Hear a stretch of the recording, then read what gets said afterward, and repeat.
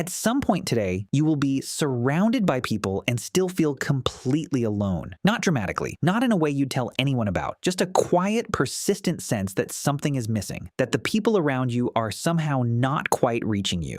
And you're not quite reaching them, and nobody seems to notice. And maybe that's normal, and maybe that's just what adult life feels like. You'll probably scroll your phone for a while, maybe watch something, wait for the feeling to pass. And it will pass, mostly, until tomorrow, when it comes back. Depression is the fastest growing mental health crisis in the modern world. Rates have been climbing steadily for decades across the developed world, accelerating sharply in recent years, particularly among young people in wealthy countries with access to more comfort, more entertainment, and more medical care than any humans in history. The standard explanations: genetics, brain chemistry, life circumstances are real.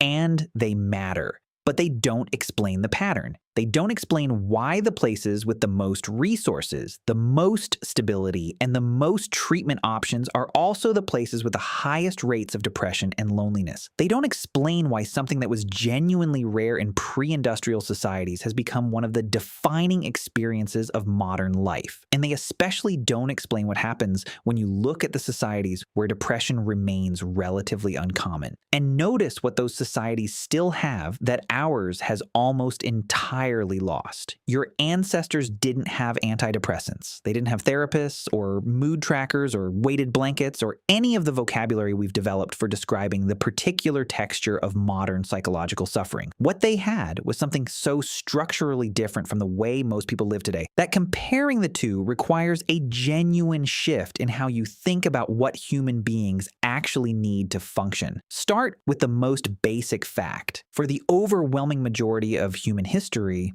you were never alone.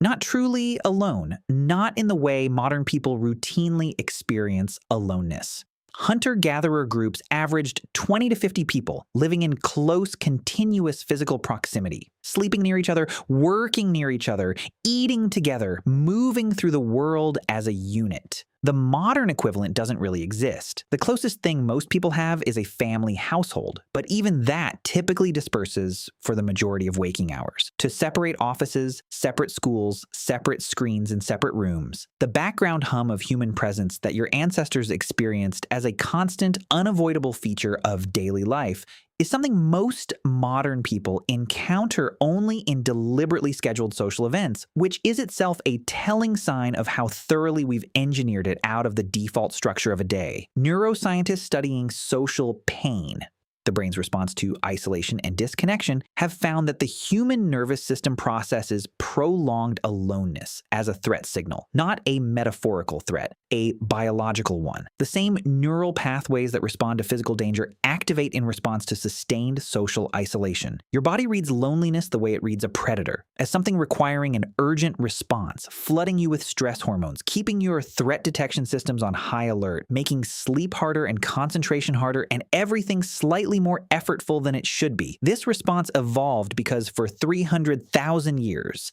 being isolated from your group was genuinely life-threatening. The body learned to treat it as an emergency. The problem is that modern life has normalized exactly that emergency state. Not as a crisis to be resolved, but as a background condition to be managed. Here's what the research on depression-resistant communities consistently shows. The variable that matters most isn't wealth. It isn't access to healthcare or education or entertainment. It isn't even the absence of hardship. Many of the communities with the lowest depression rates face genuine material difficulty. The variable that predicts psychological resilience more reliably than almost anything else is the quality and continuity of social embeddedness, not the number of social interactions, not the size of the social network, the depth of the sense that you are known, genuinely, specifically known by the people around you, and that your presence among them is not optional or interchangeable, but actually specifically necessary. Your ancestors had this automatically, not because prehistoric life was emotionally sophisticated or psychologically enlightened, because the structure of the group made it unavoidable. When 30 people share a fire, share food, share the work of survival every single day, nobody is a stranger to anyone else's moods, needs, struggles, or contributions.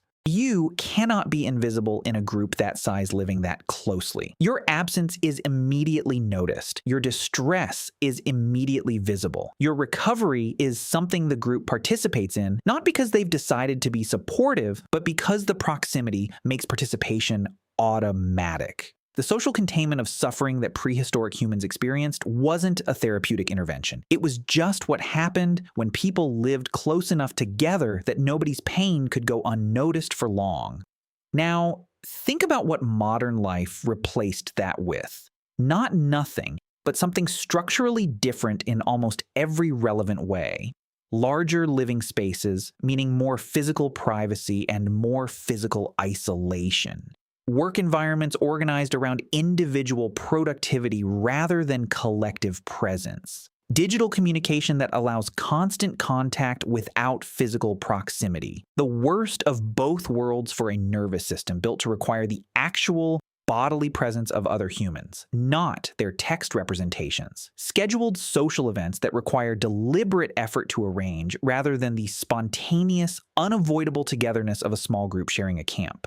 And underneath all of it, a cultural narrative that frames independence as the goal, that treats needing other people as a weakness, that celebrates self-sufficiency as the highest form of human achievement in direct contradiction to everything biology tells us about what humans actually need to thrive. This is not an argument that prehistoric life was happier in any simple sense. It wasn't. It was harder, more dangerous, shorter, and filled with kinds of suffering that modern medicine has made genuinely rare. The point is not that your ancestors didn't suffer. The point is that the specific kind of suffering that now represents one of the most significant public health crises in the developed world, the quiet, persistent, hard-to-name sense of disconnection that underlies so much modern depression and anxiety, was structurally prevented by the way they lived, not by any psychological technique or therapeutic intervention, but simply by the unavoidable physical fact of living closely enough with other people that genuine invisibility was nearly impossible.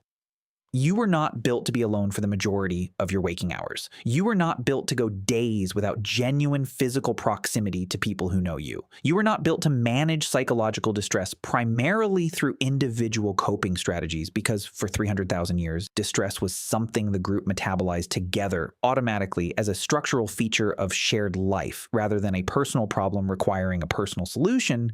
The loneliness that underlies so much of modern depression isn't a character flaw or a failure of resilience. It is the predictable biological response of a social animal living in conditions of social scarcity that no previous generation of humans ever had to navigate. Because no previous generation of humans was ever this systematically, quietly, structurally alone. Your ancestors didn't have a word for the feeling of being surrounded by people and still unreachable, not because they were emotionally simpler, because the structure of their lives made the feeling itself nearly impossible to sustain. The fire was always burning, someone was always there, and nobody had to schedule it.